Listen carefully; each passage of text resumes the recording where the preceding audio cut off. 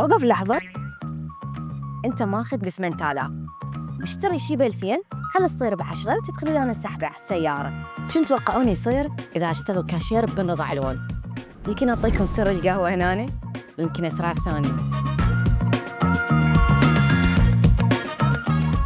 تدرون تحصلون سيارة ب 10000 بس؟ تعال أقول لكم شلون. ثواني. اوقف لحظة. انت ماخذ ب 8000، اشتري شي ب 2000، خلص تصير ب 10 وتدخلوا لنا السحبة على السيارة. قهوة سيارة بس ب 10000 متأكدة؟ متأكدة 10000%، وإذا تشارك هسه تقدر تفوز بعد كم يوم، لأن السحبة الثانية ما بقى لها شيء. شنو هاي المسابقة؟ طريقة سهلة حيل، بس تشترون ب 10000، تكتبون اسمكم ورقمكم على الفاتورة، راح تدخلون ويانا السحبات. عندنا هواي سحبات وهواي جوائز، آيفونات، بلاي ستيشنات، كارتات ذهبية. والحلو بالموضوع فاتوراتكم راح تبقى على طول السحبات، فإذا ما فزتوا بالآيفون ممكن تفوزون بلاي ستيشن، إذا مو بلاي ستيشن كارد ذهبي، وإذا مو كارد ذهبي فسيارة.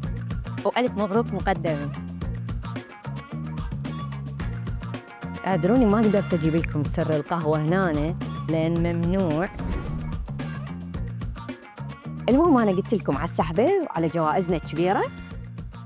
هاي ليش 20,000 ما مسجلة بالسحبة؟ ترى كل سهلة، بس خلين اسمك ورقمك، ممكن تحوزين بهواي جوائز. وراك اي والله.